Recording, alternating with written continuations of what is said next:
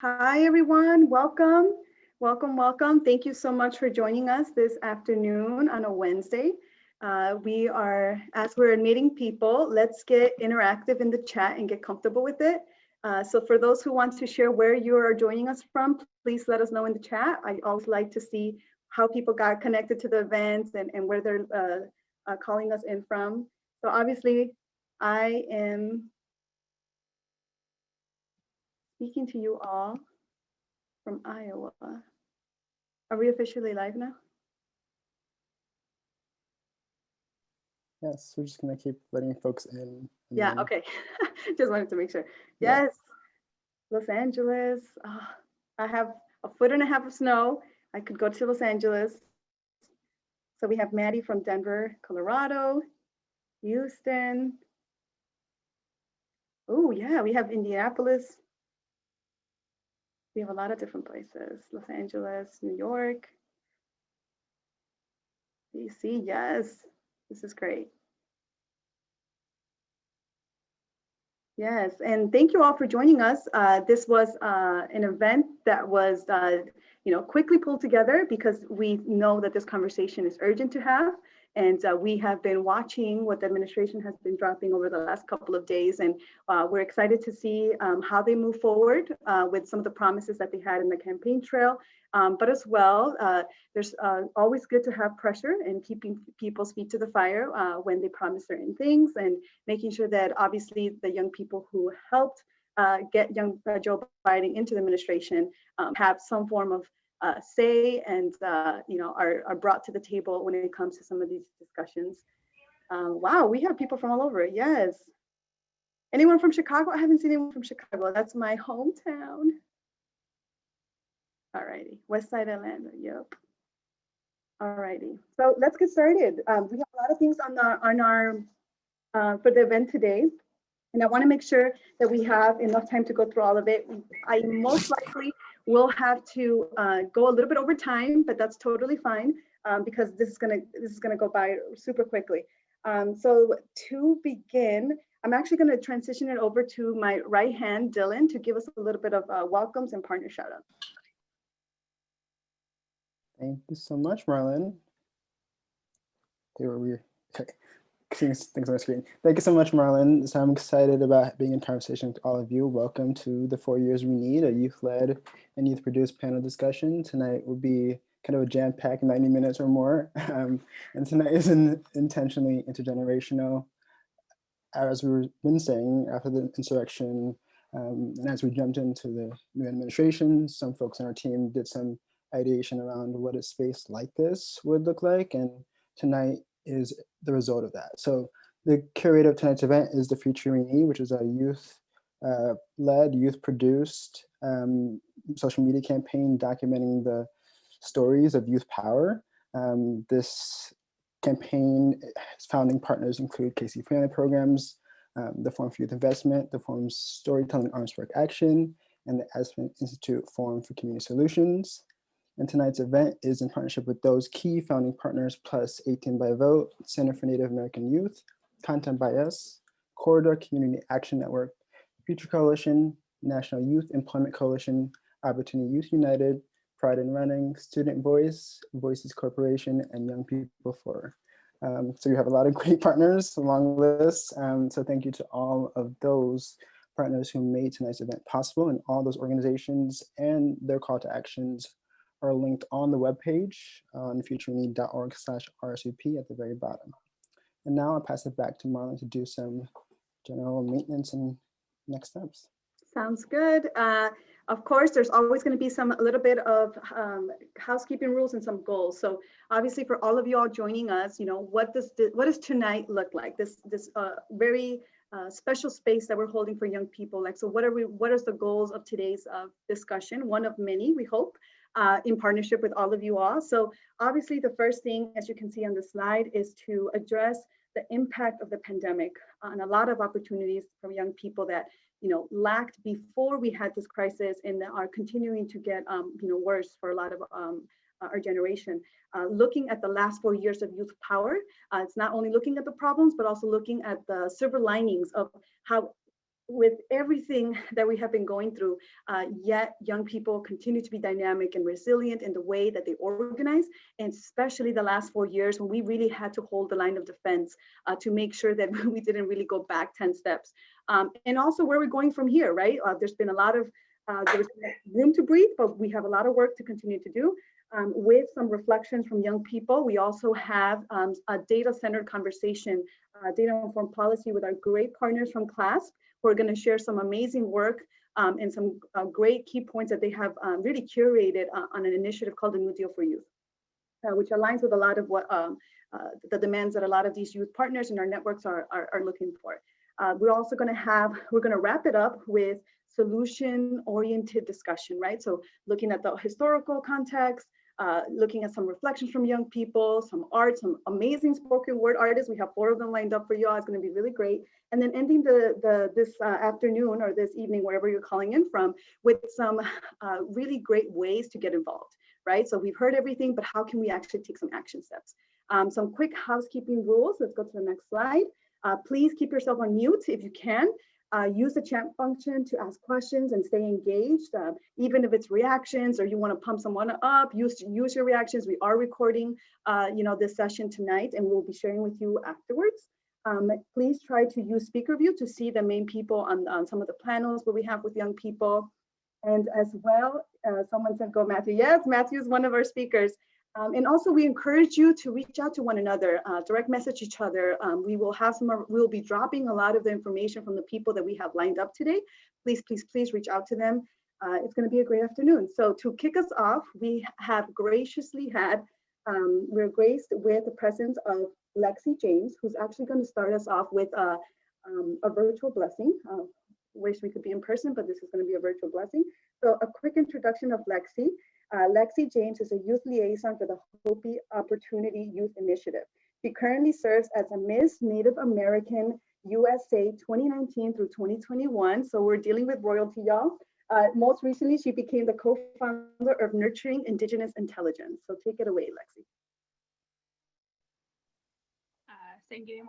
Na Lexi James gang naka na Pipongsi gang naka na Kulu toa na Polakaka idangomo na via Jackie James na Miss Native American USA 2019-2021. Hello everybody. My English name is Lexi.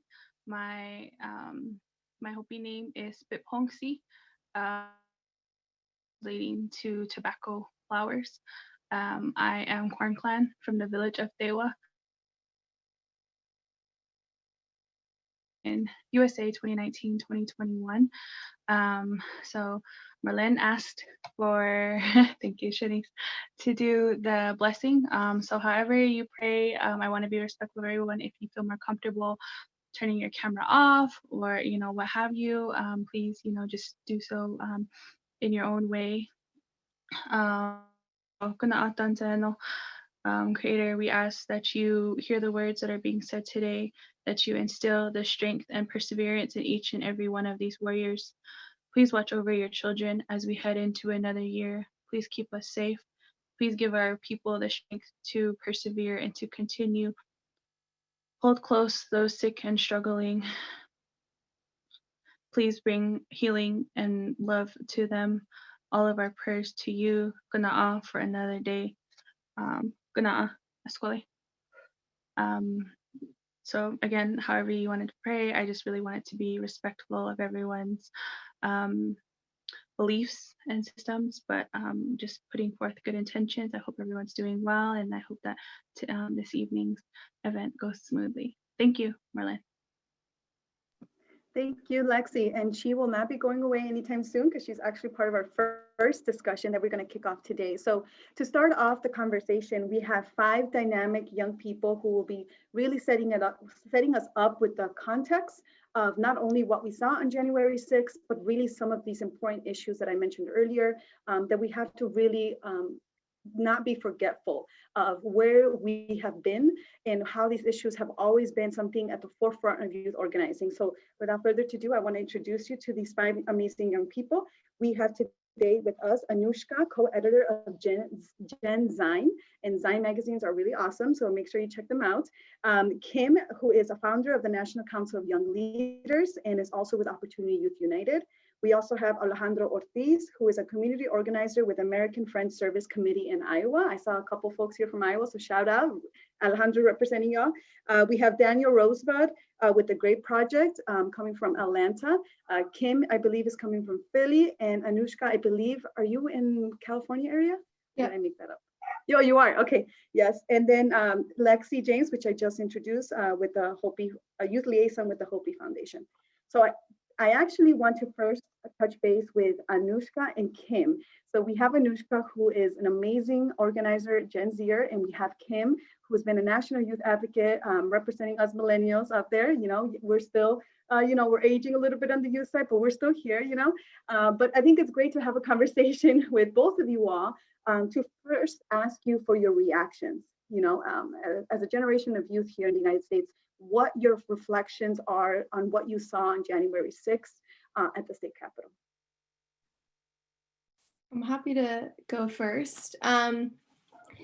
I think it was a very painful and surreal day, but also like surrealism is all about perspective.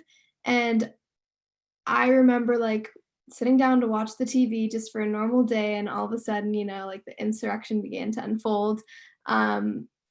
And I was met with a lot of, I don't know if grief is the right word, but shock. And sometimes people will say like, well, why are you so surprised? Like, this is America. Like, of course this is happening. Or when you look at it in comparison to what was happening and like the responses to the Black Lives Matter protests, like, I think it was important for me to like feel that pain and to like sit with it and to want to absorb it happening. As opposed to just being like, okay, well, it's another day in America. Like, it's not. And I think when people trivialize trauma as a nation or like the events that happen in this country, it doesn't help progress. I think sitting with the pain and not forgetting things that happen is crucial to moving forward.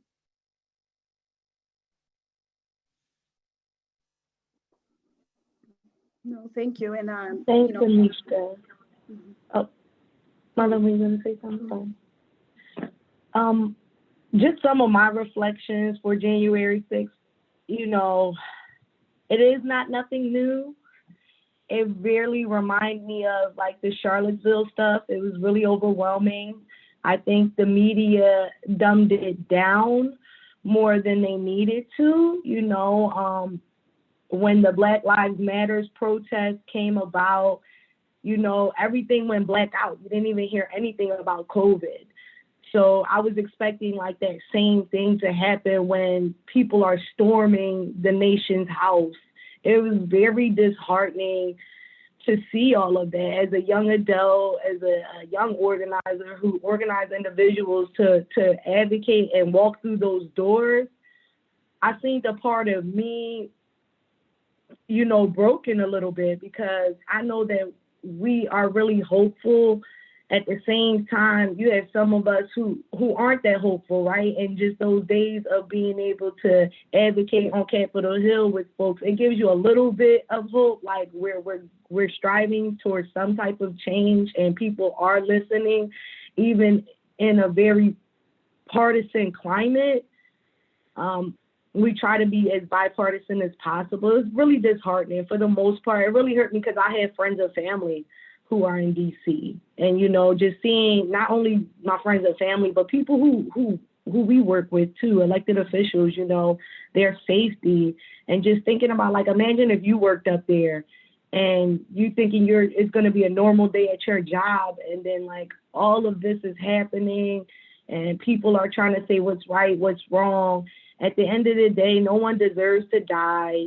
If the political process is being done correct, no one deserves to come in and storm and just try to, mislead people that's not what it was. But it was really disheartening and definitely a smack in a lot of people's face, especially ethnic people, people who come and protest all the time, and no one's storming the Capitol, breaking into stuff and like no form of discipline at all or respect for others. So it was definitely an overwhelming day, very familiar within the last 4 years. Like that's what the climate has been just in community, right? People have been uncomfortable a lot based off of politics, right? Before it was, everybody was pretty much okay with if you're a Republican or you're a Democrat, it kind of like safety got heightened. People didn't really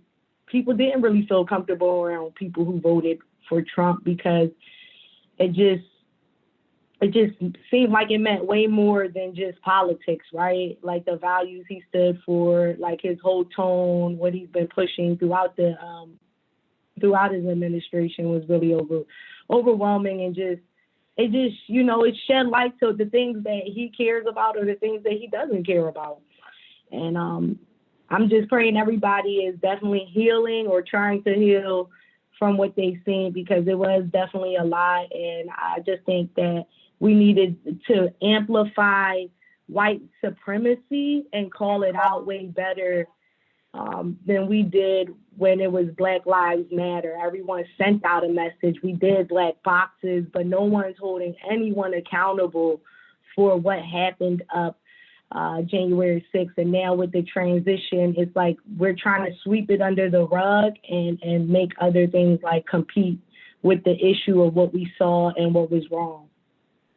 Yes, and just building off of what, and Alejandro, Daniel, and Lexi, I will bring you in to respond to what you have heard from Anushka and Kimberly, but I do want to first build off of what Kim said. So, like you said, Kim, we don't want this to be shoved under the rug. And I think that people see the new administration, they see Biden in, and they feel like, okay, Trump is gone, but I think what we saw on January 6th, it wasn't just even Trump's 4 years. It's been a long thing in our history that has been built up and up and up. And, we saw something in Charlottesville, and I feel like they've shoved it under the rug then.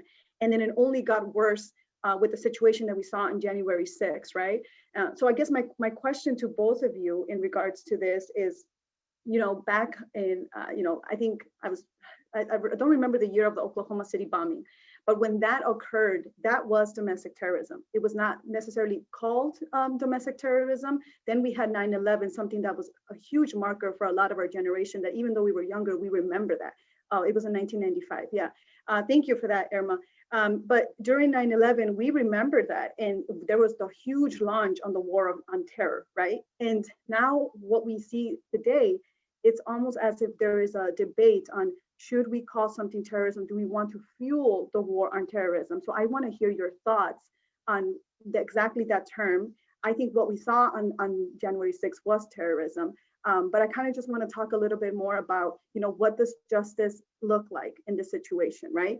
And just kind of your thoughts on what we have been seeing, because I think this was like the peak of the iceberg, and there's so much other things underneath it that it's such a huge, complex way of a lot of the things that we're experiencing. So what are your thoughts around that conversation regarding terrorism? And also, how do we move forward with healing? Because I don't feel that we're anywhere near closing that gap. Thoughts that are going through my head contradict each other. The first one is, yes, call it terrorism. Tell it how it is. Make people uncomfortable. Don't beat around the bush. Like, terrorism is about inciting fear within others and trying to make people not feel secure. And so if that's what it is, then that's what it is. But at the same time, terrorism has this connotation in society where we end up becoming fearful of groups of people who we deem as terrorists. And so the way that I'm trying to move forward from the past 4 years is less about hate and more about love and hope. And that's a conversation I've been having with myself, is that I realized, like, I pretty much, Trump was president for my 4 years of college. And so I feel like that is a really pivotal time in a lot of people's lives in general, in being able to like engage with the world. And I'm starting to realize so much of my passion or energy came from a place of hate and fear. And that is not sustainable for an individual, and that is not a sustainable way in stitching back together a society. And so how to actually use hope and love will, I think, be a lesson in itself. And to move forward, I am someone who likes to use words. I don't know. I don't have the answers yet, but I just think whether it's conversation, hopefully patience with other people, but also like really, really making people think. And that goes back to the language of terrorism, and using that to describe it is making people feel uncomfortable with the reality, I think, is my first step. I feel like what you say is really accurate personally, because in history, did you know that the Black Panther Party was considered a terrorist movement? In fact, there was an assassination conducted by the FBI because Black activists were apparently like riling up so much anti-establishment sentiment back in the 1960s during the civil rights movement that they just decided that they were going to host essentially what was basically a terrorist attack, so to speak, if you look at it as a way of inciting fear. This was meant to keep the Black communities from rising up against white people. Like they were scared of what Black people could do if they were. Yeah, so who's joining us actually? So I can actually give you a quick credit for your comments. Who commented it?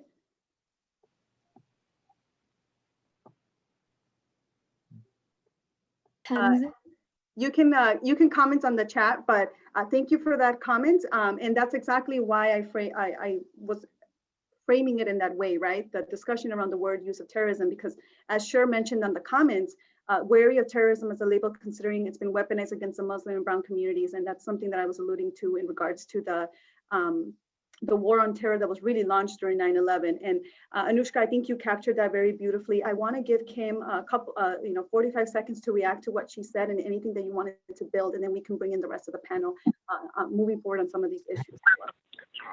I just wanted to share a quote, because after all that stressful stuff, I had to look back to one of our great scholars, civil rights activists, of course, Martin Luther King, to really like figure this all out. And this is something I highlighted in the Where Do We Go From Here? What is needed is a realization that power without love is reckless and abusive, and that love without power is sentimental and anemic. Power at its best is love implementing the demands of justice. Justice at its best is love correcting everything that stands against love. We need to be in community more. Those folks who are organizing white people, we need to, allow space, but also invite them to the table. It's okay to disagree, but we have to understand that we're all in this society, and there needs to be respect and love for all. And we need to understand what people's definition of love, because maybe that's how they're loving on people is, kind of coming off as hate. And, we need to love up on people a little bit more. It sounds cheesy and tacky, but honestly, like, we need to have more check-ins. I know us ethnic people right now, and it's sad that, when it comes to like Black and brown people, indigenous people, that, it's just, that's how it's being.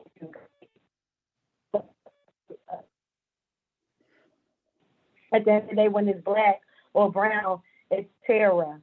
It's some form of terrorism. And at the end of the day, we got to really start to redefine these definitions and these ideas of certain cultures in our spaces. Yeah, thank you, Kim, for reading that. And you're right on it. And I want to now bring in Alejandro, Daniel, and Lexi first if you want to comment to anything that was first mentioned in the first section of the discussion, but also to really talk about, we're talking about historical context, and we want to let folks know that a lot of these issues that many of you are leaders on in your community have been going on before Trump. They got exacerbated by Trump, even more by the pandemic. But I kind of want you all to talk a little bit about the work that you're doing, on the ground, and its impact on the trajectory of what we just experienced over the last 4 years as well. So feel free, any of you, to pick. I guess sorry, I would just jump in there. Um, I think what we all said, a lot of that. I mean, that was all very great. I agree with so much of that. I think what's like really scary here in terms of like the context here in Iowa is that I know we're not in DC, but we were in DC. Like Iowa was in DC that day. Like our like people in our neighborhoods, like there was a noticeable footprint of folks from Iowa that were storming the Capitol that day, that were at our Capitol because they couldn't make it to that Capitol. We had police officers in the Capitol taking selfies with some of these, uh, I guess, right wing uh, folks there that were, again, trying to make a statement even here in our state. And these are things that have been, as you mentioned, kind of developing for quite some time. There's been this, this growing movement from some of these folks that were our anti-immigrant folks that have such a stronghold in our state politics. Even like they are organized to push legislation in our state legislature, that are organized to hold these types of rallies and so on. And that's something that essentially we what we've been to some extent, as we've discussed, surprised, but also not surprised. It's just been, like, as you were saying, the leadership that hasn't responded in a way that truly acknowledges what's been going on and what's going on and where we are right now. And what the one of the biggest fears I have now is that the response is going to be escalated in a completely the wrong way, where instead, what we might see from Congress or just leaders in general is, I guess, adding more money to DHS and to, militarizing our police and occupying our neighborhoods, as opposed to, or, as a response, and then, more marginally affecting, again, the same communities that are already marginalized, and they're already being silenced, they're already being targeted. When we think about school shootings and such, and the response to that, we know that it wasn't the white schools that ended up being essentially locked down with police officers in the schools and so on, in response to what was going on with that issue. And I see that happening again, with where the funding is going to go, what agencies are going to get more power, more militarized force, and I just, that's one of the fears that I have in how our leadership is going to respond to this type of activity. Yeah, thank you, Alejandro. Daniel and Lexi, do we have 2 minutes each to give us some of your reflections and some of your local groundwork that you have seen? Yeah, I think just to kind of tap in on what you all were saying about the six, I think a number of things kind of unfolded there, and even just thinking about the usage of wording too. We talked about the connotation of wraparound terrorism, whether it's domestic or foreign, it's terrorism, and so we really have to play the game of the individuals who have run this country for the longest, which are conservatives. These people, deem themselves to be contextualists. They deem themselves to be, patriotic as well for some reason. But in them calling out them being conservative and being contextualists, or people that believe words mean words, then you have to hold them to the oath that they take. And in the oath that they take, they take an oath to defend our country against foreign and domestic violence, and so, or domestic terrorism rather. But some of the work, here in Georgia that we had been working on, we had a bad experience in our gubernatorial race for Stacey Abrams, and it was really an ode to her in the way that we were liberated to come together. We were met here, where we're in the South, where people assume that Georgia is a black state, but we're really in the city of Atlanta and proper Atlanta. It also has its places that aren't necessarily black, or of color, and so we're really a brown place in the South in the sea of a red city or a red state. And so once we experienced what we did with the gubernatorial race, there was a number of strategies that were set in place by Stacey Abrams and three organizations that she coined, two of which were New Georgia Project and Fair Fight. And so, with their help, I was able to also mobilize 18 to 29-year-olds, pairing them with some of the resources that those organizations put out, like drop boxes. They were, in prior years, we never had a full or comprehensive database of drop boxes. We really brought this race home with absentee voting to the point that they're now trying to regulate how much we can vote from home. So in the presidential race, we really came out with early voting and absentee voting, and a lot of the tools that they set in place supported that. But then when we came around to the Senate race, people that had not voted in the presidential race voted this time around, and they voted early. And so we had maybe in the presidential race, we may have maybe 600 and something thousand, or maybe just at 1 million people voting at home. But in the Senate race, we had maybe 2 million people vote early in the race. So the energy really carried over from the presidential race. The significance of what was going on was national, even though it was a local race.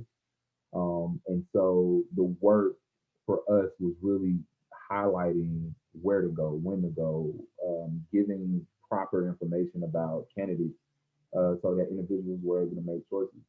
Because the want and the desire for a route was already there. I was able to speak with Aretha Martin, and even then I mentioned that this wasn't a choice for us. I don't think for any young person in America, but this in the presidential race, it wasn't a choice for us between two of lesser evils. It was literally that we wanted a route, and the Biden and Harris administration represented that route. I am a little bit young to really know much of the history of Biden as a politician or Kamala as a politician, and I'll do my research. But I do know that they represent a route.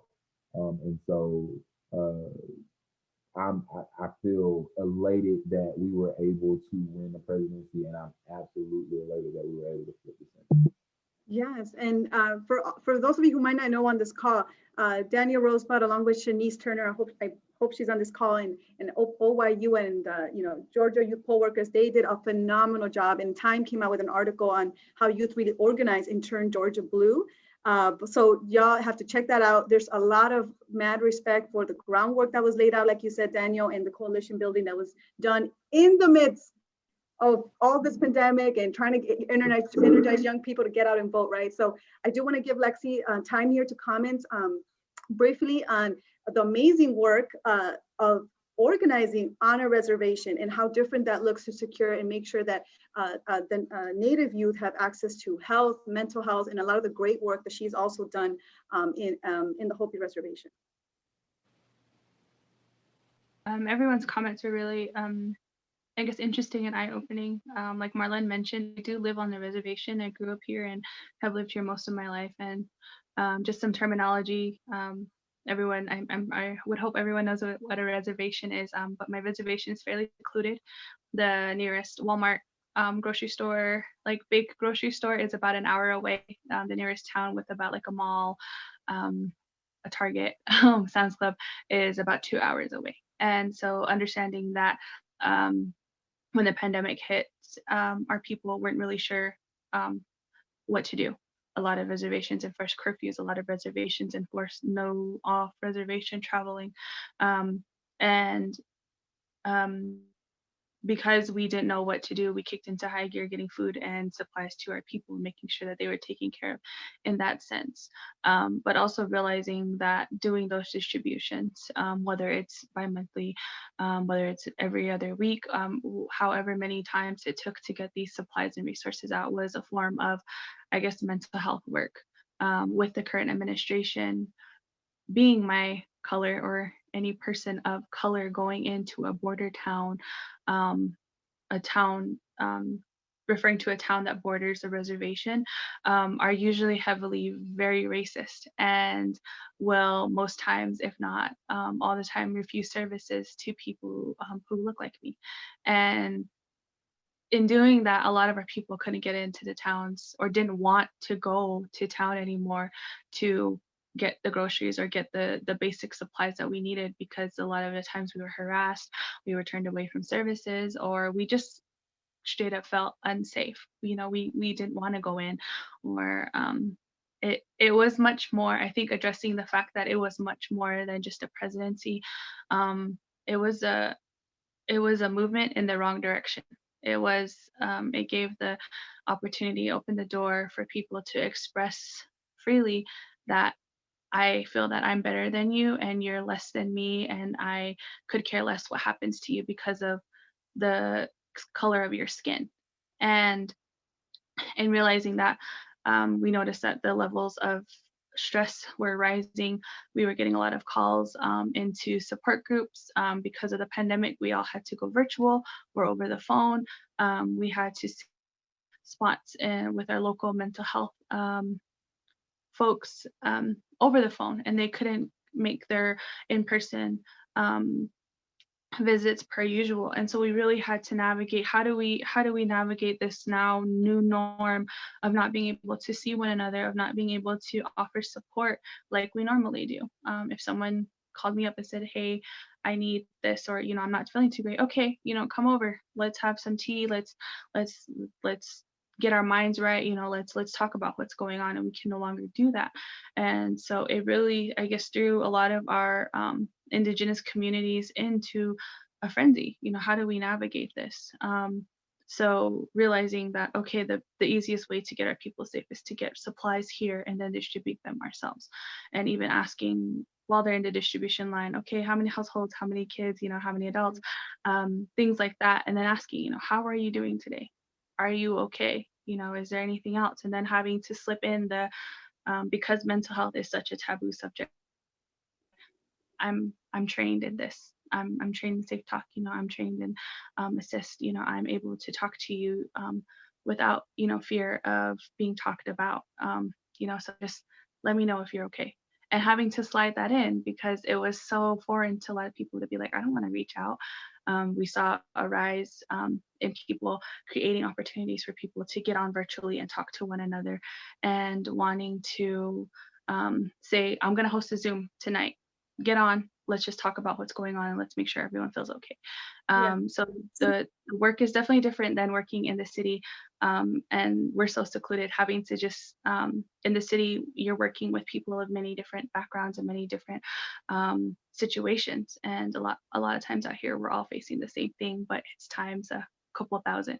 And how do we navigate that? So yeah, and honestly, the best way to wrap up, with the discussion that we just had, and thank you everyone for engaging in the chat, is really what Alejandro, Kim, Anushka, Daniel, and Lexi are talking about. What brings all of this together is really mutual aid. That on the ground, as community organizers, as leaders in their community, there was no response, and we knew no one was going to come and save us. So we organized, and through mutual aid, which is something that is really top of mind right now, that obviously because of the pandemic, a lot of people had to resort to help each other out as a community. Now, that is not a sustainable form moving forward, but it is beautiful to see that even in the midst of all this bipartisanship, constant extremism on all sides, people are still willing in their communities to say, how can we pitch in? How can we organize? How can we do some of this mutual aid so that our brother and sister is not completely off, falling off? And, we are going to have a solutions-oriented conversation that has, more than just something like mutual aid, more concrete action steps that we can take. But thank you all so much for that conversation. I want to, it's a little heavy. These are very hard, very direct subjects and issues. So we want to allow some creative expression from young people to summarize it through the spoken word. And, I want to hand it over to Kim to introduce us to our first spoken word poet. Hey everybody, so we want to welcome our first artist, just like Marlene shared, just how important and heavy the topic is, and never excluding the arts and how the arts have been driving movements for so long, making music for freedom for so long. I wanted to invite my friend, my dope friend who happens to do music and art, Israel, normally with the $sign. I don't know if he's in the building yet, but hopefully he is. He's from Denver, Colorado. Do we have you, Israel? Yep, I'm in the house. All right, my boy's in the house. Israel with a $sign, always holding it down, doing beautiful things for his community, always representing his people. Passing on the mic. Hey, what's up, everyone? Yeah, as I'm sitting back listening to the conversation, I'm not going to talk very much. I'm just going to let the music speak, and hope you guys enjoy.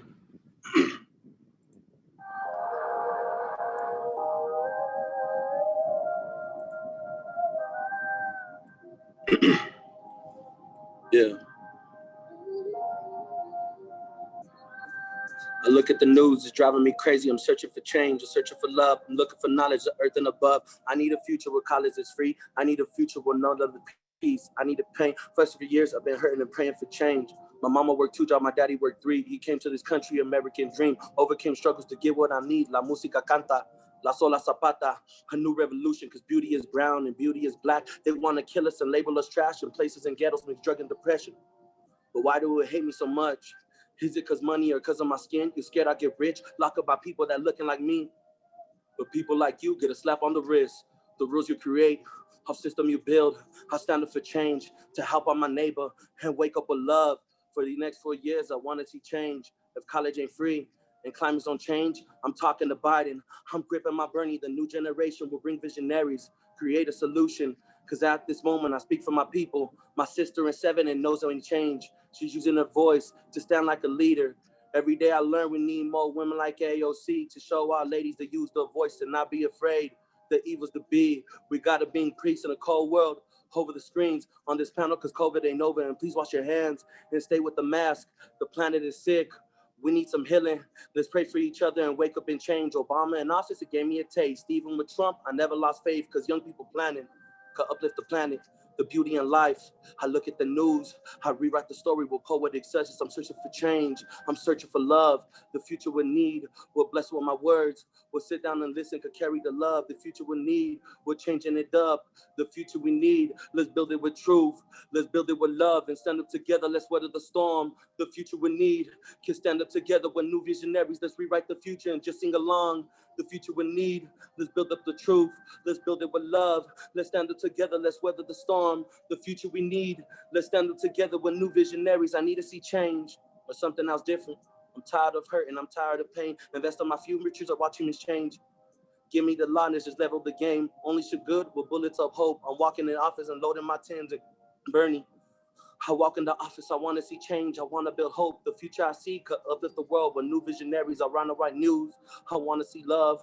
I want to see peace. The future I need. The new generation, the willing to dream, the willing to change. The future in need. American dream. A poet he spoke with beauty, a hope. A young visionaries could uplift the world. The kings and the queens, together is power. Let's show them our beauty and protest in silence. The future I need. The future I see can stand up the leaders. The future I need. The beauty in music, the beauty in need is filling with love. A young visionaries, let's build up tomorrow and dream real. Thank you. Oh my God. Y'all don't even know he wrote this in less than 2 days. For the future we need. This is a great talent. Israel, I'm gonna let you introduce your next colleague and spoken word artist. Okay, thank you. Next up, I want to introduce Jocelyn G from Oakland, and thank you guys for the conversation, y'all. Hello, you guys. My name is Jocelyn, as my peer just introduced. So I wrote this also too in a day. Okay, let's get it. I ask you one thing. What do you stand for? I tell you many. I stand for love, the purest and highest vibration one can feel. I stand for collective liberation, the liberation the Constitution promised us and leaves stranded every time we demand for today's justice. And we is us. We is the essential workers in the front lines. We is undocumented immigrants working tirelessly with no immunity. We is the Black Lives Matter movement. We is the million individuals incarcerated doing free labor. We is the dreamers. We is the future generations that sell us hope. We is us who stands by faith today and dismantles fear right now. I stand with farm workers whose hands touch rainy grass and smoky winds and pick your fruit to prepare your fresh lettuce today. I stand with undocumented individuals that work tirelessly on a stolen land where my ancestors planted seeds to flourish but aimed to be buried by the man-made activity. They tried, as Dano said, quisieron enterrarnos, pero se les olvidó que somos semillas. They tried and continue to bury our voice, but don't know we're magical seeds. I stand with the Black Lives Matter movement, the movement that walked the streets filled in rage from Oakland to the Pacific Sea, the emotion begging for human decency, only demanding for humane justice. So I ask you, do you cherish us? Are you proud of Americans' history? Do you see mostly bliss or mystery? What do you stand for? I stand with one nation that seems to be at crossroads, but in the end of the tunnel, light consumes the soul of the fearless for a better day. Because today is tomorrow for the brave. How brave are you to create today's nation, the fundamental of life, liberation, and pursuit of happiness? With the glory guidance, the clouded, encoded atmosphere, I can see beyond the stratosphere. The rivers are our veins, so the efforts we are making shall never go in vain. Stand with me. I am in the new that you see. Stand with me. Amplify my voice. Stand with me. I can see a greener economy through the eyes of the adolescents. By giving us the mind for the world to see, raising our vibrations, nations to nations. Don't resist my demands. Assist me with a mountain of hope. Mountains of hope my parents crossed from Mexico to Oakland for me to stand a foot in this nation. So stand with me. Me is we. We have the courage to speak and faith to lead. Let's be the change we want to see. Thank you. And so now I will definitely pass it on to Matthew Marroquin. Thank you, guys. Marroquin. Yes, thank you, Jocelyn. Take it away, Matthew. Hello. Mine's not that peppy. Let's go into it, though. America, America, God shed his grace on thee. Oh, did something happen? Oh. Hold up. Okay, there you go. Let's start that over, guys. America, America, God shed his grace on thee. Fingers linked between mothers, fathers, sons, and daughters, familias surviving the war against life. How's your day going? The white woman asks me every day when I walk into that coffee shop. I say it's going good. I say I'm surviving every day. But am I truly surviving? I'm not trying to survive like how my people are trying to survive. I'm not crossing the Rio Grande or transforming myself into a worm and digging holes into the earth to make sure it can breathe, for immigrants are the ones who make the earth breathe. Rising after, tired, laid on sidewalks like it just rained on a cool spring day, hand in hand with your children, parents, grandparents, others who you do not know, who simply wish to survive just like you. They ran, they drove, they flew, they swam, they dug, they crawled, and made damn sure to stay alive just to get a taste of the other side. But then you're found. And you're forced to trade your linked fingers for linked chains, your mother's warmth for foil blankets, your father's strength to take care of another child who is not yours, who simply came to this country just like you. Your brother or sister taken to a different cage, camp, city. Mamá y papá se dijo, solo vamos a vivir esto si hacemos estos juntos. We will only survive this if we do this together. But you're alone now. crying child in arms, wanting milk from your prepubescent breasts. Guards walking by, talking the language the free speak. Chain link vision, cracked mud hugging your thighs, face dry and skinny. Foil wrapped around the child, for they only gave you one. This is America. This is why you ran, why you swam, why you dug, why you left home. This is America, land of the free, land of opportunity and apparent greater community. This is America where surviving was supposed to mean thriving. The place where your Theo sent money from green that turned into the Halva Coyote that led you to the Serpent's Tunnel. This is America, the place where the cartel wasn't supposed to sell you like a prostitute, where the Armada powers wanes, where the drug kings built to reign, the place that you do not know, the place that is not your home, and they make damn sure that you know that too. This is America. This is America. From sea to shining sea. Thank you. Yes. All right. Let's move over to Natalia Peña.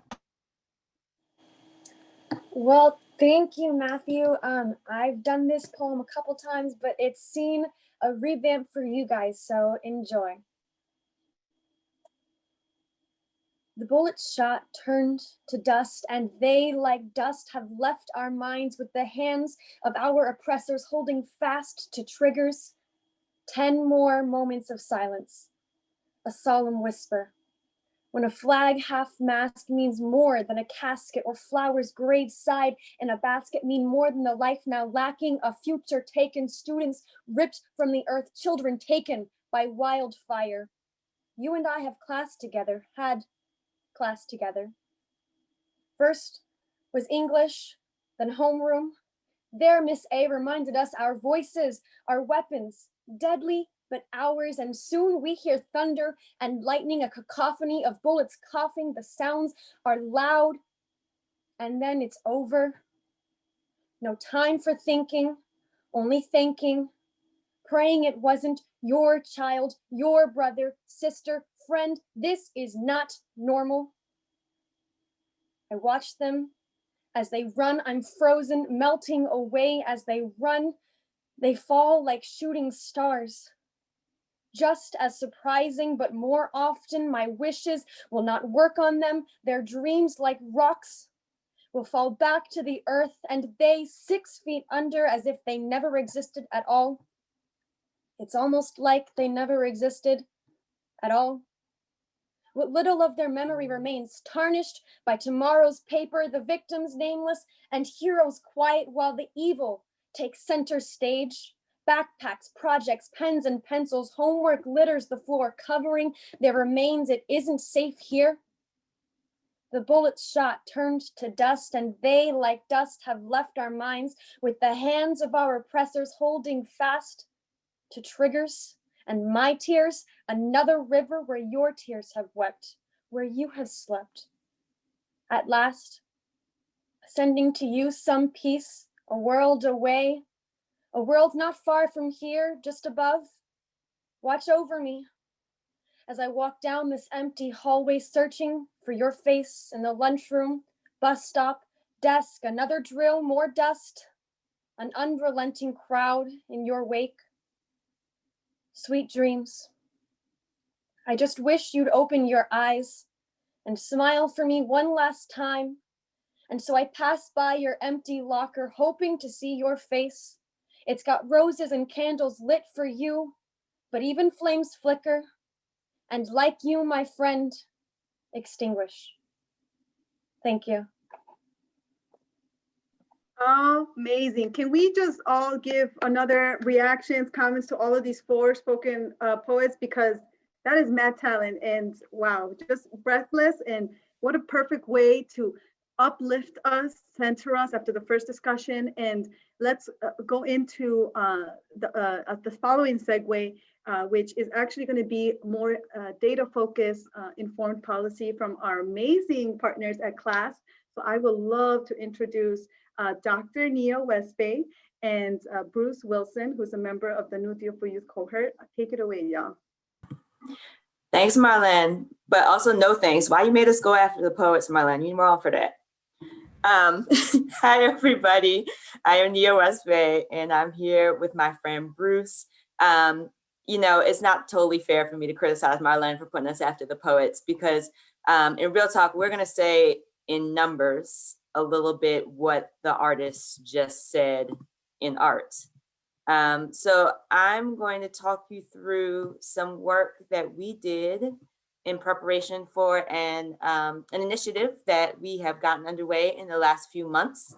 And we had, long before COVID hit, you know, we had already thought we were going to take a look at some data to try and understand what were some of the impacts of the Trump administration on young people.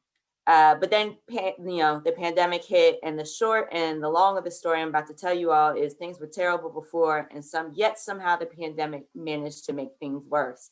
But then I'm going to pass it over to Bruce to sort of talk to you all a little bit about the initiative we're working on and how we're starting to think about trying to make some of these things better in policy.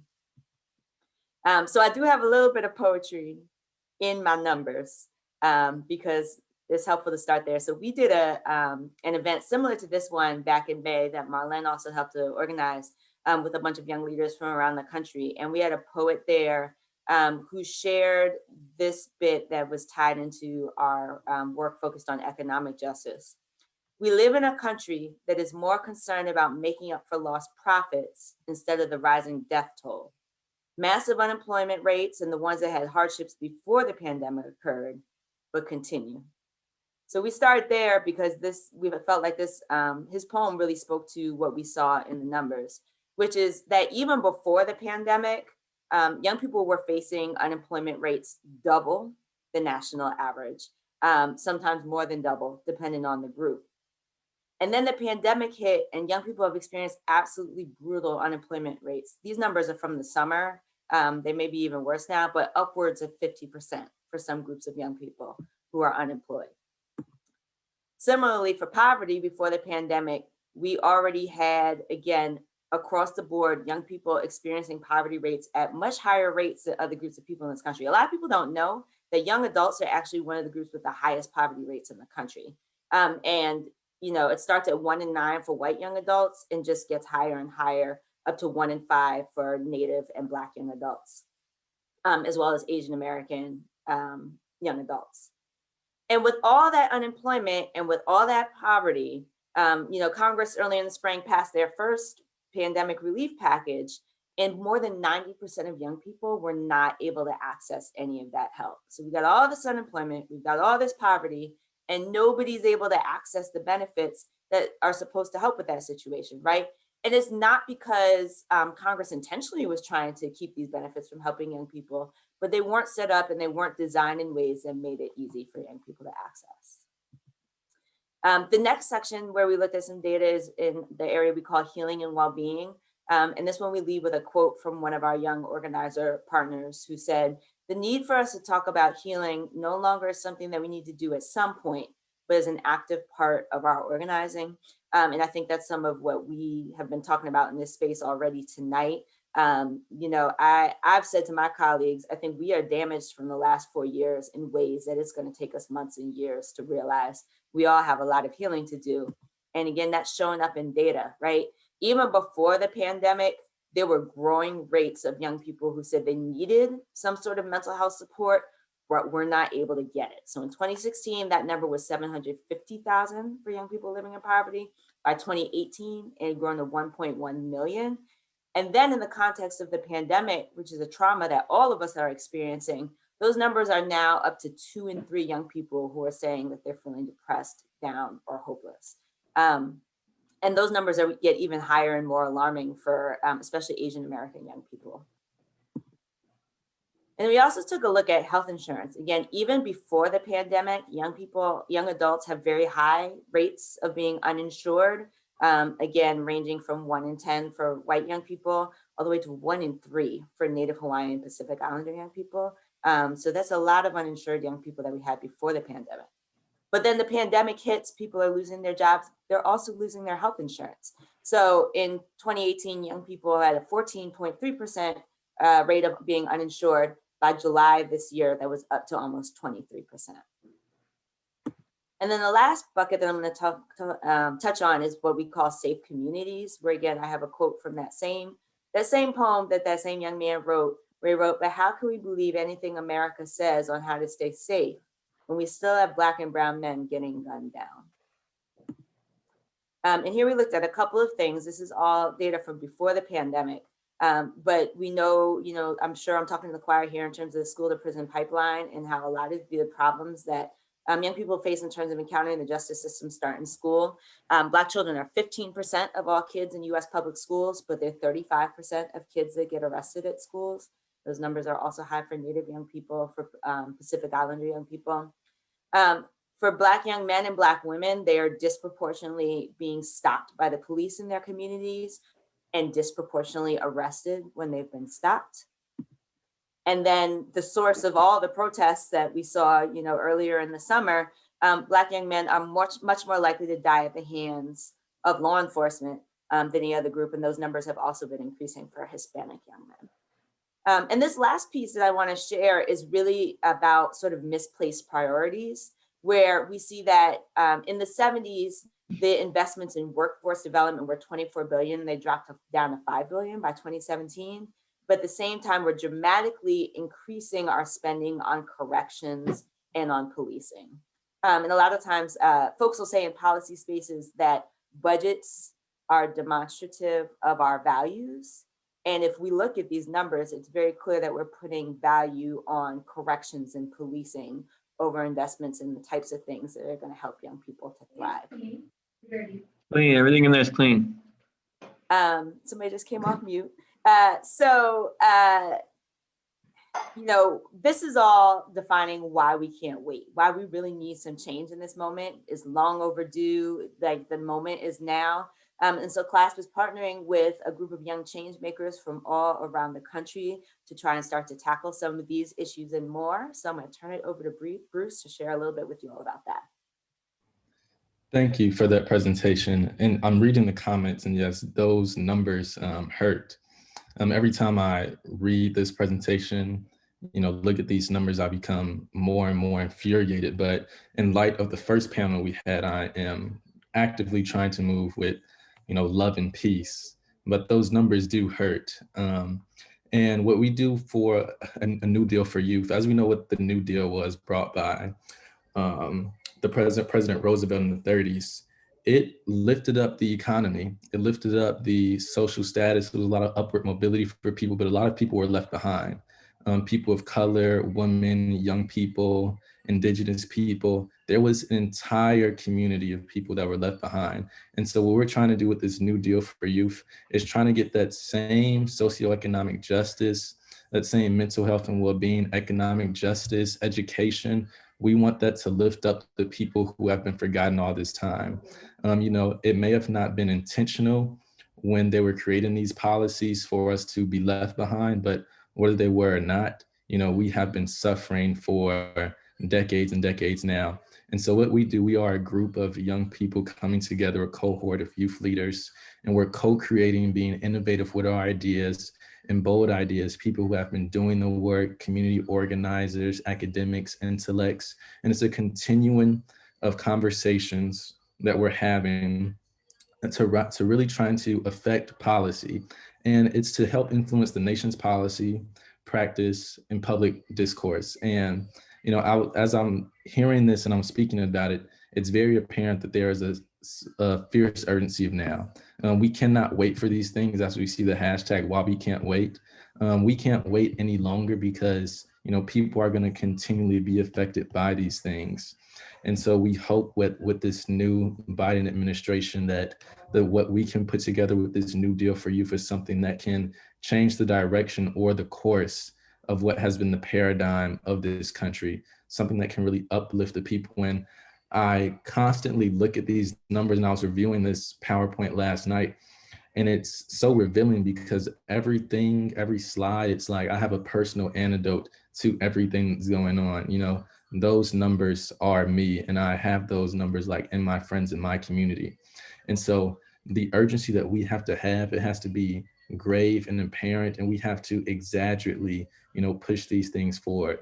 And so we encourage everyone, the conversation that we have with the New Deal for Youth, they are inspiring. I often get new ideas all the time. I'll go back and do more research from the conversations that we have with other people in the cohort. But the goal is to really change policy, implement new policy that can help all of us lift up the quote unquote least of those who haven't been thought of for generations. And so we encourage everyone to have that fierce urgency of now, understand we cannot wait for these things to happen because we've already waited too long. 4 years have gone past. And so these next 4, we have to craft and chisel in every way that we can to make sure that people are going to benefit from the government as they should. Thank you. Thank you, Bruce. And the last thing I'm going to say is that we will have a video coming out next week, I believe, that amplifies some of this data. There will be opportunities to share. We really want to get the word out and make sure people understand how serious and how urgent this is. So we'll definitely make sure that Marlene gets info out to you all about how you can help spread the word. Thanks, Marlene. No, thank you all. Thank you so much for the hard numbers. We had some of the reflections, the firsthand testimonies of a lot of these issues, and you all put it so beautifully together in the urgency around numbers, because I know sometimes people need to look at the numbers because it gives them more of the alarming, wanting the need to respond as well, if they're not close to proximity to some of the things that some of the young people have reflected on. So yeah, this is super exciting. It's always so beautiful to see policymakers working with young people in tangent to do some of this work. So huge shout out to class and a lot of the partners that are also joining us on here who have worked. We all kind of work together. So let's support each other in the work that we're doing, and it aligns with the future that we need here. So this is perfect because the next discussion that we're going to talk into is the last 4 years and the 4 years that we need, right? So we looked at the data. Now we want to have conversations about what we should be getting in these next 4 years that we need. And to do that, I'm going to hand it over to Dylan, who will be introducing that panel. Thanks, Marlon. So we have a conversation now with, joining us now is Cody from the advocacy organization Student Debt Crisis, Anima, a student voice ambassador and one of the leaders of the CUS Youth BLM organization, and Anushka, who co-founded Gen Zine, a Gen Z-led magazine. Anushka, I will pass it to you. Thank you. I'm really excited to chat with Cody and Amina today. I just want to start off by talking about what you guys have done in your respective fields. So in your field of youth advocacy and organizing, what has the last 4 years of youth power looked like?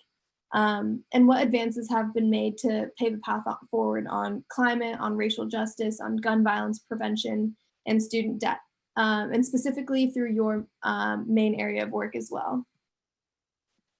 Cody, would you like to go first? Sure, I'm happy to talk about it.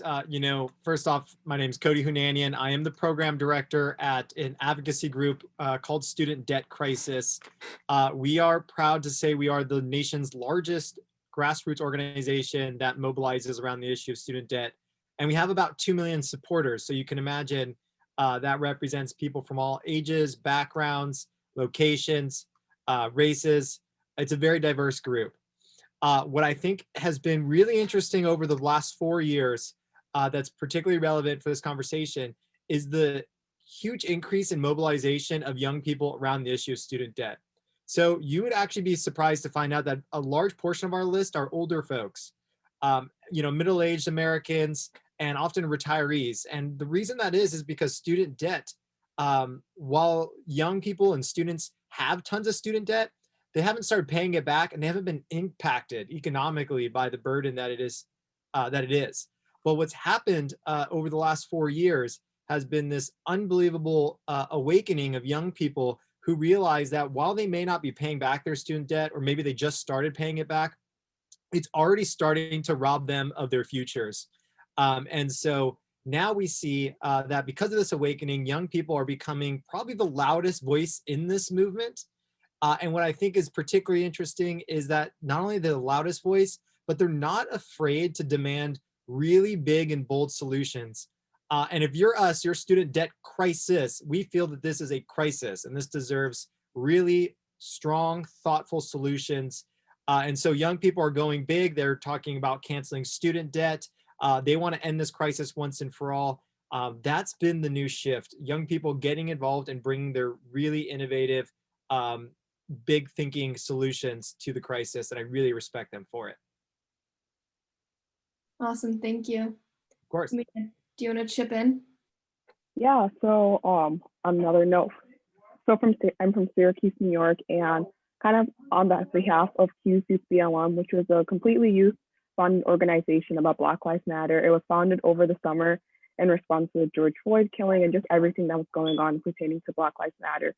So this completely youth-funded organization really wanted to focus efforts on a high school level and the community that the people who started it are affected by. So we've been working on things to defund in-school police and refund our schools and communities, doing things such as campaigns to remove SROs from the high schools in my school district. And those efforts involve a lot of advocacy. And I think a really important part of that was us being able to really educate the students in our district, the students in our communities, and just telling them and letting them know how much power that they do have. Because I know oftentimes in school districts, students don't really realize how much power they hold as students. So we've really been able to educate students on, school, not necessarily school rules, but just having them understand that their voice really does matter. And kind of in similarity with that, so I'm also a student voice ambassador on a more local level. I'm currently working on a project to help decolonize my school curriculum in hopes of curriculum to be a lot more inclusive, a lot more diverse, and being able to represent the students that are learning that information. That's amazing stuff.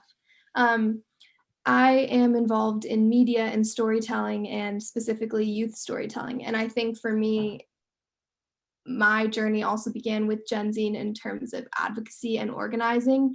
And perhaps some of the issues that we're tackling, especially you guys are tackling today, would have been reserved for, you guys are activists, but for people who know from the day they're born out of the womb that they want to impact social change.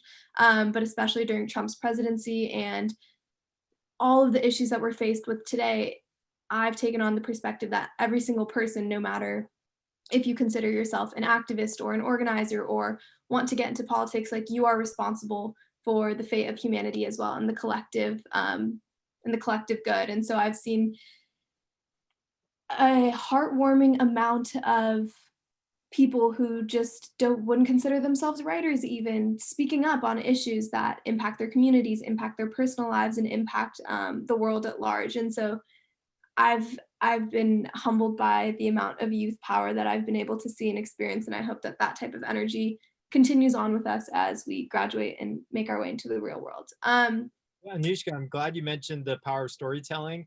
I think, obviously it's unbelievably powerful when folks like you all take storytelling and develop it into organizations, products, services, but people's everyday lives are stories. Something that's been going on at Student Debt Crisis that I think is one of the strongest things we do is we've been collecting borrower student debt stories from day one.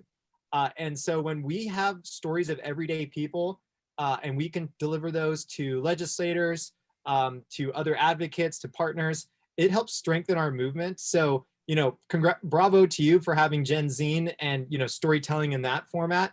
But at people listening that are just everyday Americans, their story, their experience is also really powerful. It's definitely what brings everything we do to life. Yeah. So let's talk about the Trump era. And we started talking about this with the insurrection on January 6th at the very beginning of today's panel. How it seems like every day there was something else that we had to adapt to and to evolve against. So with the consequences of the Trump era, how have the last 4 years pushed you to innovate and hold the lines of defense in your work and keep the momentum going when it seems like everything is against it?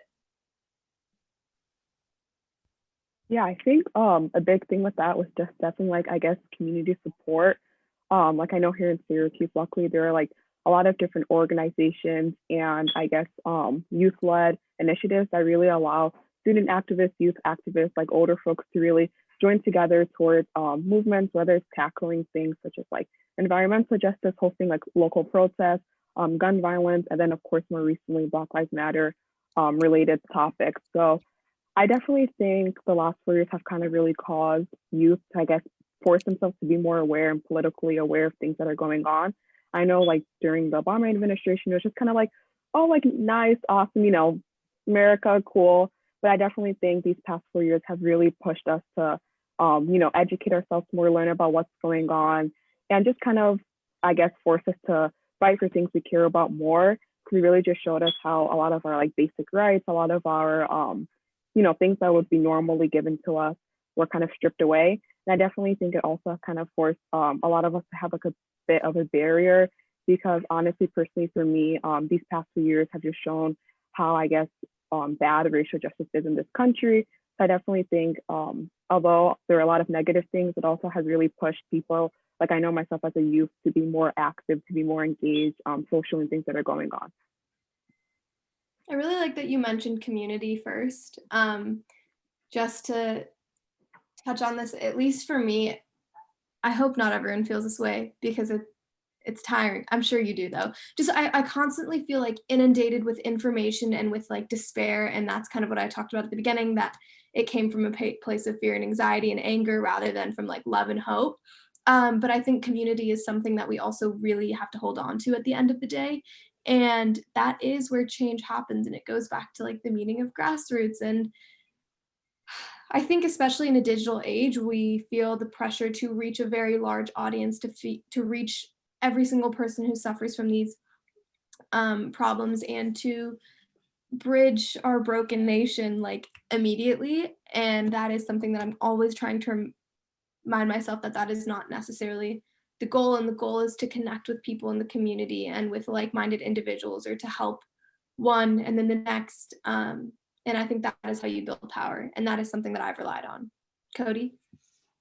I have to agree. I think, you know, starting locally and in your community is one way to do it. I think something else that's really stood out in our issue on tackling student loan debt is the power of like coalition building, right? And so that happens in your community. It also happens, as you mentioned, with like-minded folks. So, you know, student debt, and particularly the movement to cancel student loan debt, in just the last few months has really hit a level of momentum we had never seen before. And it's directly connected to this idea of coalition building. So we were really proud. We signed on to a coalition letter, included over 325 like-minded organizations, and that included you know, some of the biggest names that work on policy, including the NAACP, but it also included a ton of new youth-centered voices like Student Voice, Young Invincibles, who I've worked with for years, and some interesting ones like the National Young Farmers Coalition, right? So we're identifying new ways to connect the threads of what we're working on and how other organizations are connected to these topics, how their stakeholders, how their communities can play a part and also can benefit from some really serious student debt reform. Absolutely. So moving forward, how do we define justice for the next 4 years of the Biden administration? I don't think now is a time to relax at all, and it feels like the doors are open for maybe our voices to actually be heard. So what does justice look like for both of you guys' fields? Yeah, Well, I feel like, oh, sorry. Oh, go ahead, please. Okay. I was going to say, like, I feel like, especially when it comes to racial justice, I definitely think, for one, justice is defined as being able to initially, I guess, accept and understand the idea of institutionalized systems that have caused racism and oppression. Because I know the past administration, Trump wasn't even able to admit that, you know, the United States is built upon a lot of systematic racism and things of that nature. So I definitely think that first, at least being able to acknowledge that and move forward from there is the first step, which luckily the current administration had, you know, like proved that. But I definitely think it definitely could be defined and start from being able to have a more diverse, I guess, people who are involved in justice, if that makes sense. Like, it's hard to bring justice or say a system is just when it's built upon oppression and things like that. So I definitely think, you know, diversifying those bodies, diversifying those people in charge will definitely be the first step. Yeah, I agree completely with Amina. You know, at Student Debt Crisis, we feel that, you know, our goal as an organization is to achieve the different ways that we can shape economic justice, right? And so if you agree that certain systems are broken, oppressive, are failing everyday Americans, then the way that we achieve economic justice is by repairing the harm that that's caused. So, you know, for student loan debt, we look at student debt cancellation as a serious way to make up for the irreparable harm that's been caused by our broken system. And again, to return the promise of a better future for those who access education. But also to Amina's point, anything related to economic justice right now specifically needs to include a really strong lens related to racial justice as well. You know, this past summer with the murder of George Floyd, that didn't just change the national discussion. I think it's been an unbelievable catalyst for reshaping how policy is developed. You know, at Student Debt Crisis now, whenever we talk about policies, we are talking about how Black and brown borrowers are disproportionately impacted by the cost of college and by student debt. You know, we look at debt cancellation and free college as an opportunity to tear down barriers to access for higher education. And, you know, Mina also talked about this in her community building, but we also need to mobilize what we call these trusted messengers. There are local and like-minded organizations in every community that can help educate people of their options and their rights. And we really need to empower those people in these communities to make sure that people really have access to all the information they need. It can't just come from, you know, white collar folks working at the federal government. We need people on the ground who can really do some of the heavy lifting. Thank you, guys. Yeah, I feel like I've also taken on a slightly different approach, whereas yes, I care about these issues so much, but I suppose what I am tackling is like democracy and civic engagement across the board. And so I also have a duty to continue to build community and a community of curiosity, compassion, and critical thinking to avoid complacency at all costs, because while now for so many activists, this is a time to shine and have your voices heard, I refuse to let the rest of society go to sleep again for the next 4 years. That's my contribution. Yeah, Anushka, you know, related to the student debt topic, I think, you know, we look at higher education, as you mentioned, as one of the major ways that we can make sure that we have an well-informed citizenry. I think with a well-informed citizenry, we not only have people who can participate more fully in our civic life, but obviously they're less likely to be susceptible to some of the messages of hate and violence that are out there. So we look at student debt and making college affordable and accessible related to, you know, domestic safety and you know, reduction of violence and hatred and all of that. There's a lot of intersection there. Thank you so much. Thank you everyone so much for that amazing discussion. Shout out to Anushka for facilitating that great conversation and all the great things that came out of that. And this is all flowing very well, but I'm also not gonna lie that we are running behind on time. So please bear with us and hopefully you can stay an additional 10 minutes after the time that we have dated to make sure that you get to listen to some of these next amazing solution-oriented conversations, right? So let's move down to that. So we're now going to talk about some solutions and accountability, big and small. And so this next panel that I want to introduce is super exciting. It's actually, most of them are from the Forum for Youth Investment team. So if I can have Mary Ellen Wiggins, Gerard Blue, and Kaylin Langsang with Content by Us. Mary and Gerard are both with the Forum for Youth Investment. And we're going to just go straight into our conversation here about this great idea that you all have to push for a White House for children and youth. So to start us a conversation, to some folks, they might not be aware of kind of what that means, right? So what precedent would this, first of all, why don't we talk a little bit about what that means, right? And why push for that? But also what precedent would this set in engaging young people via the White House administration in this form? Yeah, awesome. Thank you so much, Marilyn. And this has been so amazing. I just have to say thank you to all the panelists and the poets and everybody who's already spoken. This has just been truly an awesome event. So why even have an office like this in the first place? Well, if you look at the federal government and you try to ask yourself, who's actually responsible for whether young people are thriving? That question doesn't really have an answer. Like, you have the president who is responsible for everything. And then under that, you have people who are responsible for housing or for education or for health or things that are really important, but they're just a piece of a person's life. There actually isn't anybody whose job it is to say, are young people thriving in our country? What does that even mean? And what does that even look like? So the proposal for having a White House Office for Children and Youth is to actually create a center of responsibility. So someone who is a little less busy than president and can actually focus on that as a topic, who can bring together federal agencies. So all of those heads of different agencies that are responsible for all of those different parts of life, to have a coherent conversation and decision-making space to say, how are we helping young people? And that's really important, one, for how government is organized, because when you look at the federal government, the executive branch, there are actually 24 major agencies and a whole bunch of little ones, and there are over 2 million federal employees who are civilians. So there are all these people doing a bunch of stuff. You gotta have a way to bring it together at the top.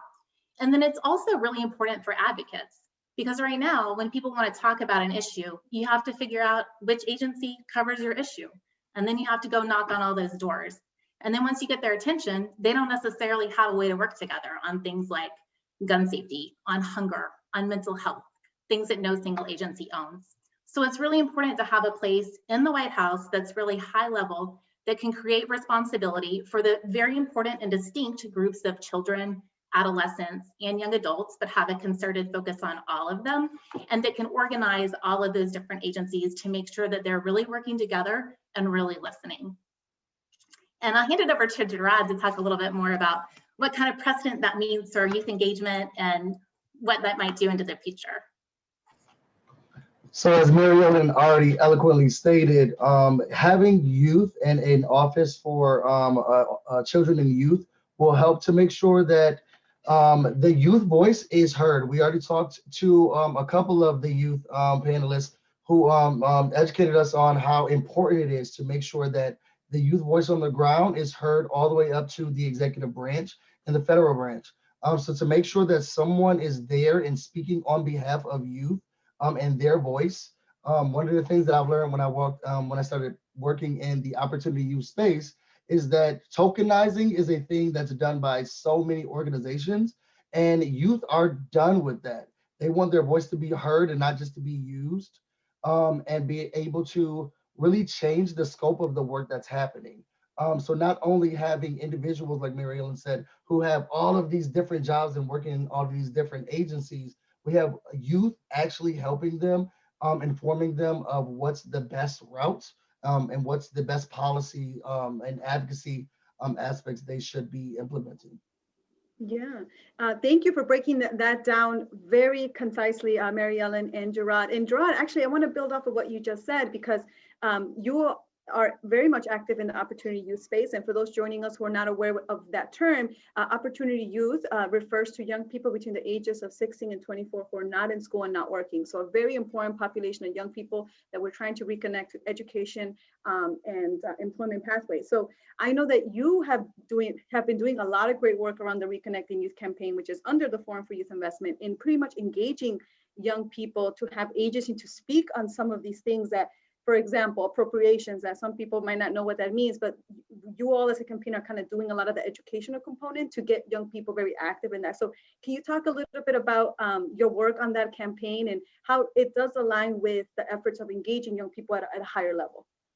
Yeah, so the Reconnected Youth campaign focuses on federal appropriations, which is basically the money that the government provides to states and localities for different programs.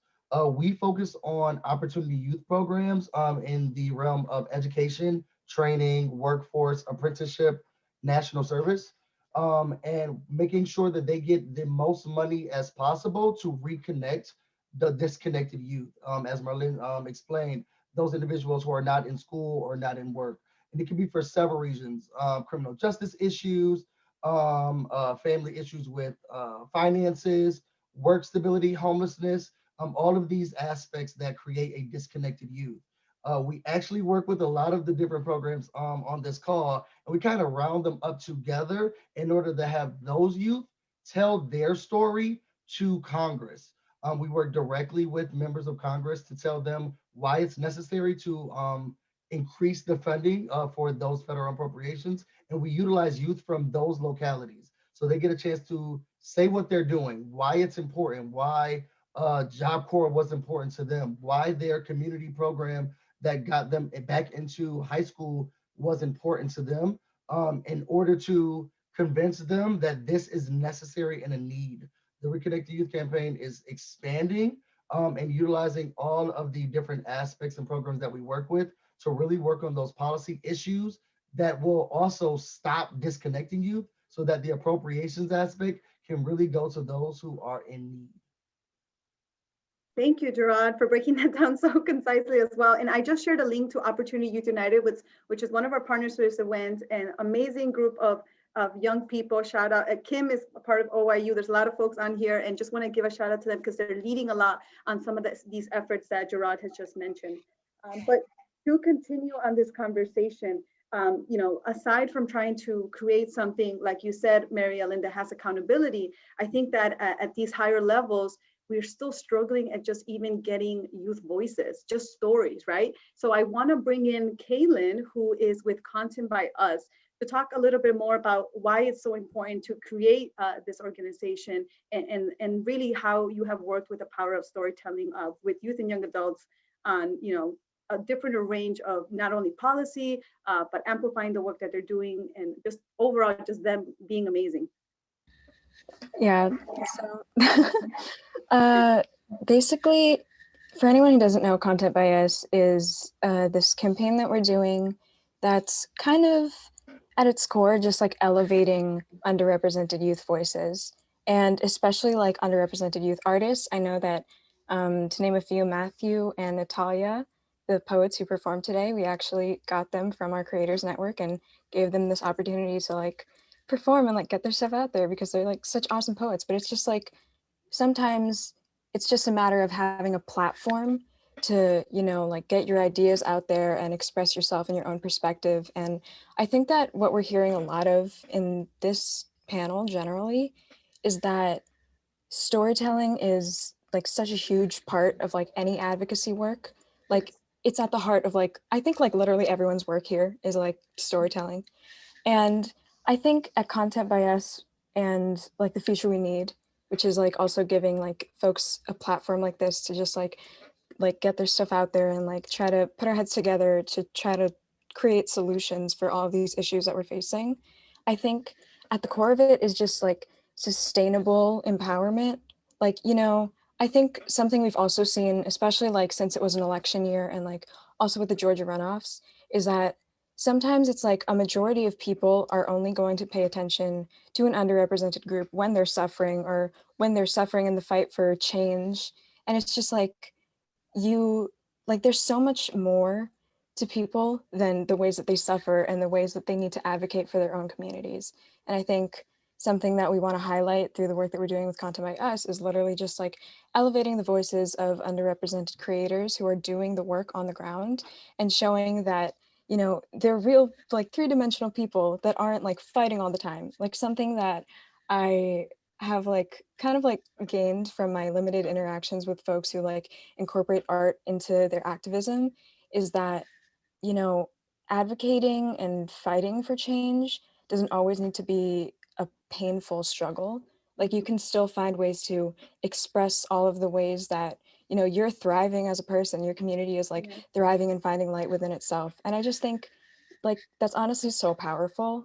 Like as underrepresented young people, it's finding light and love and peace and joy in basically a nation that was designed to rob us of it is so important, and we should be celebrating that like with the importance that it holds all the time, not just when these communities are suffering or fighting. And yeah, that was a long spiel. Basically, that's the heart No, of it. that was so beautifully said, Kaylin. And you're hitting on a very important point, is that why do we have to highlight young people, like you said, when it's always some tragedy, right?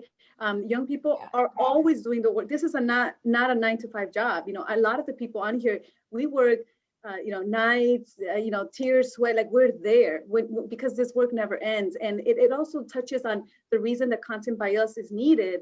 Forum for Youth Investment, CLASP, all these other organizations, Opportunity United, is because at a thread of all of this, including what's being proposed for the White House of Children and Youth Office, is being able to contribute to a narrative that's not always toxic, that's not always based on these myths of young people always being portrayed on the negative light. Like there's so much more to us than these kind of stereotypes that they always want to give youth and young adults. And, even when it comes to, basic healthcare, for example, they think that because we're young, we're healthy. Like that's nowhere near the reality. Like we saw the numbers that Nia has shared with us with CLASP and the reality of what young people are facing. So like you said, Kaylin, this all gets connected by sharing experiences and letting folks know that this is what young people need and want. And that is seen through the lobbying efforts, Reconnecting Youth campaign, when they bring the young people to speak with members of Congress, obviously through this initiative that Mary Ellen is proposing for accountability, and then, Kaylin through the content producing of just getting the story out. So you all three are part of a multi-level kind of like strategy that is needed, right? And so this kind of really sets us up to the next conversation that is aligned to what we just talked about, because the next conversation will, Dylan will be introducing us on how, I'm always game for multiple ways for accountability. And this next conversation is just that, how to have something that's also independent in the same vein to make sure that young people are heard. Thanks so much, Marlon. Thank you to all my colleagues at the forum, Content Best too. And now for a conversation from the hashtag Youth and Gov Coalition, an effort led by youth-led organizations who are calling on the Biden-Harris administration to bring young people to the table. Joining us are a few folks from that coalition: Jasmine Kay, Executive Director of 18 by Vote; Bo Macchiel, who formerly worked in the Office of Public Engagement at the White House; and Merritt Jones, Senior Advisor of Student Voice. Merritt, I'll pass it to you.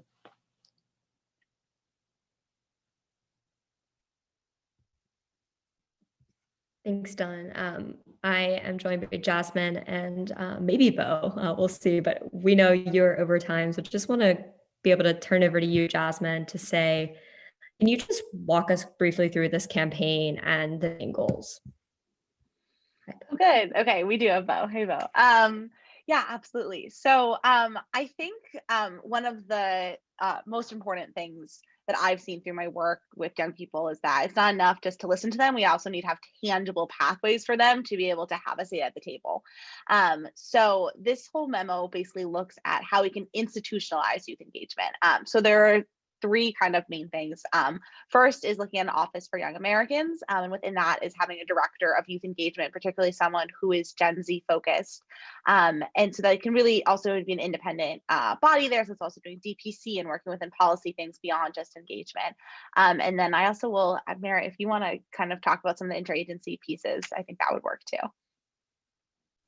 Yeah, I'll just say the biggest thing we noticed was that the White House alone can't do all the work, and agencies like the Department of Ed and HHS, who's historically engaged young people, and HUD and USDA, who runs 4-H and these other youth programming, we knew that there needed to be alignment and that this needed to last beyond Biden. And if we're going to do this right, it needs to have infrastructure in all the agencies as well as the White House. And the way you do that is through personnel, which I'll have Bo share a little bit about. Yeah, hey everyone, I'm Bo Machayo again, and we're used to work in the Obama administration and worked in the Office of Public Engagement. I got my job at 24 years old, and I think I heard Nia West Bay say budgets are demonstrative of values, and I'd also say that personnel is also demonstrative of values.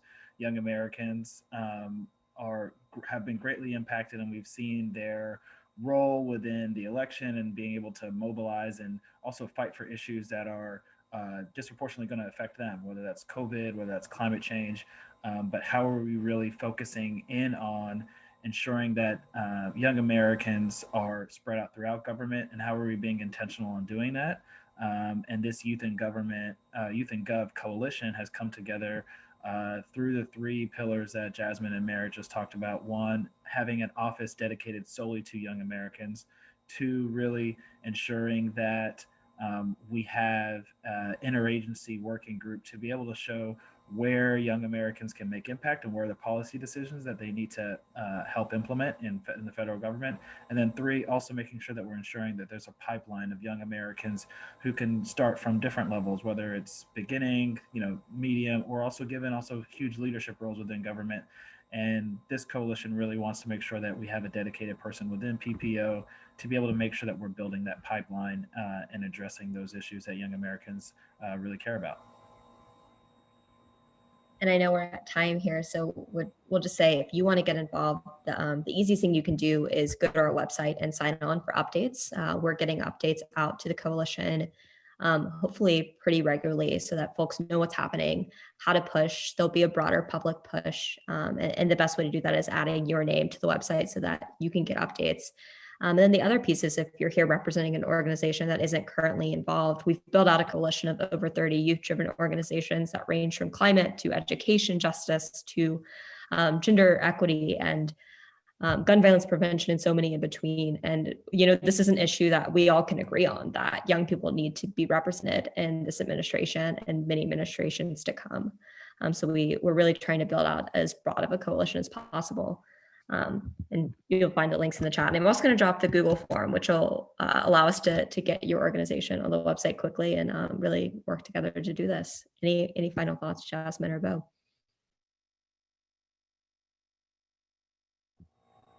I'll give some final thoughts. I would just say it's, be a part of this coalition, get your organizations involved. Young American groups and young American advocacy groups are essential to making sure that government works and does the things and accomplishes the policy goals that we need. We need folks on the outside and also on the inside to ensure that, these policy decisions that we really pushed for, Congress or the federal government to ensure, that we also need to be a part of these policymaking solutions. So thanks again, Jasmine and Merritt, for your leadership in Youth and Gov. I don't think we'd have the coalition without you all. So looking forward to continuing to work with you and all these other folks on the call. Yeah, absolutely. And thank you, everyone on this call who's also been a partner, and Bo and Merritt. And I would just say, generally, we really hope that this can also be a tool to help demystify government. I know for me, even the word bureaucracy seems complicated and confusing.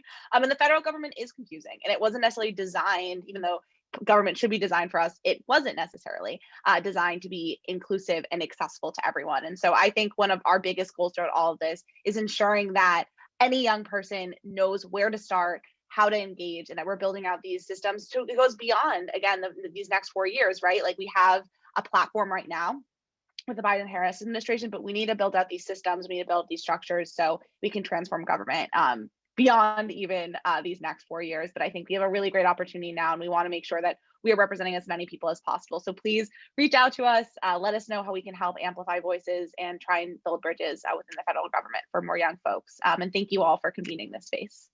Yes. Wow, thank you for doing that so efficiently and so well. And I looked on the comments, and so many people were like, this is a great idea, commenting other things that they could add. And again, these are two different ways of approach, reaching accountability that align, right? One inside, one independent. So please, please, please reach out, and we will be sending all this information out. We do have some couple call to actions from our partners that we will be sharing on the chat. If you click on the link, you will find different things from different partners that they have asked us to share out. So I will just quickly read some of them, and we will conclude the night.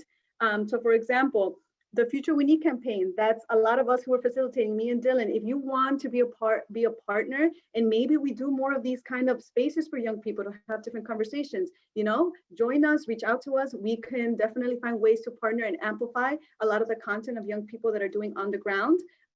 Let's do it, reach out to partner. Reconnecting Youth campaign. You heard a lot about what Gerard said and what they're leading. If you know people who are part of that population of opportunity youth, or you work with those kind of youth as allies here on the call, please check out the Reconnecting Youth campaign and join them as well. Class New Deal for Youth. A lot of you wanted to check out that data. Again, like I said, we will be sharing a video promotion of that work as well, and they're also our partners. We also have another call to action from Youth and Gov, which we just heard, to please sign the petition and join their campaign as well. Also, Student Debt Crisis, they have a petition to tell Joe Biden to cancel student debt by executive action. That's another link that will be shared. All the call to actions, like Dylan said, are on that link that you click on the Future We Need. And the last one is, if you are a young progressive LGBTQ interested in running for office, check out Pride in Running. They are launching a website very soon, but right now, if you go to their Instagram, @Pride in Running, all together lowercase, you can check out what they're trying to put together right now. Yes, thank you, Caitlin. So these are just some of the call to actions that are smaller that you can jump into a campaign, but we also have bigger solutions, which is joining a coalition for some of these broader accountability of engaging young people at the federal level. So I'm just gonna actually give Dylan the last word to say if he wants to give any last thoughts. And we hope that we can stay in touch and continue this conversation. Thanks, Marlon. I think no last word except thank you all for joining us, and I'm excited about continuing spaces like this, very intentionally youth-led, but bringing in adult allies who, again, I think folks have hopefully used direct messages to connect with one another. As a follow-up, we'll have some additional ways to take action, and we're excited about, again, continuing spaces like these. So thank you all for joining us. And I know Marlon and I may stick around for those who kind of want to chat. So thank you all for joining us, and have a great night.